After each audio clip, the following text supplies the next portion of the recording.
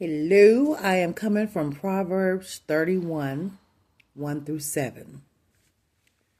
Again, I'm speaking from Proverbs 31, 1 through 7, and I'm talking about being wise. This is for the men, but it is for the women as well. Women can come on in and let's listen to some God talk, but I'm going after the men right now. Proverbs 31, 1 through 7. We know that Proverbs 31 is a classic chapter for define a godly woman, right?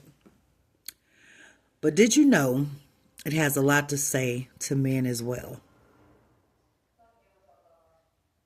It does. Let's look at a few characteristics of a Proverbs 31 man. And I want y'all to feel free to give your opinion. Now, Proverbs 31, 1 through 7 gives us our first warning, which is to be wise. Those 7 verses talk a lot about drinking, which I'm sure made somebody nervous as they were reading it, right? But what the passage is trying to get across is we need to be wise. And I believe they're speaking to men in particular. We can trip easily over 2 things. And I'm talking about a man. And that's women and wine. All of us have seen men to their retirement fall for those 2 things in particular, right? Men have a propensity to fall for women because they are in need of companionship and are stimulated visually. They begin by looking, and then they are tempted and drawn into it. Some of them go through pornography and through wrong relationships, but the same is true in each scenario. That women and wine are men's downfall. And I guess we can say the wine can symbolize escape. The wine or booze as escape, okay? We all deal with a lot of pressure, and we all look for escapes. And that can be alcohol or drugs as well. We all have found different routes or different things.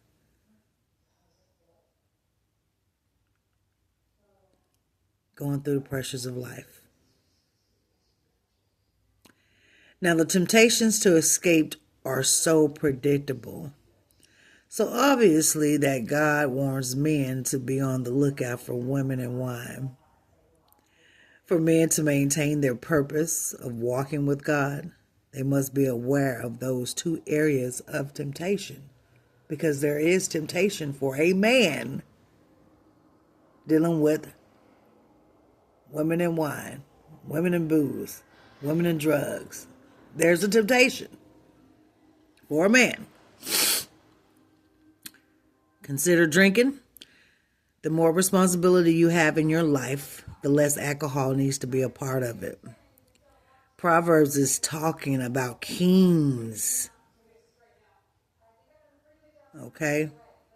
Nobody wants to see a pilot go to a bar before getting on a plane. And nobody wants to hear a surgeon come in and say, let's go ahead and have this surgery after they've been drinking. You know, I myself have a drink sometimes just to relax, but the more responsibility that you do have, the less you need to be influenced by alcohol or anything. It really can cloud your clarity. Everybody knows somebody whose life has been wrecked by alcohol. Inside our homes, our kids and grandkids are watching us. And we must model a positive way of living our life. We have to for our kids and grandkids.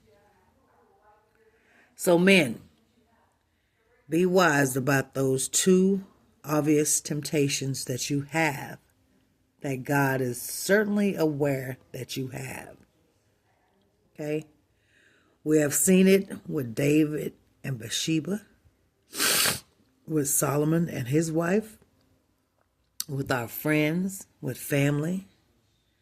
And I'm telling you, do not let pleasure destroy purpose in your life. You will find that if you follow the purposes of God, you will discover the delights in your life to be far more in far more in depth than anything you could have imagined. So be wise. Read Proverbs 31, 1 through 7 again, and apply Proverbs in your life. Open up your Bible, men. Just read a chapter a day. And use what you read to just lead you and guide you in your life. So not only are men seeking Proverb 31 women are seeking Proverb 31 kings. Let's be wise in our decision. Let's keep God the main focal point of our lives. And let's lead positively. Y'all have a good day.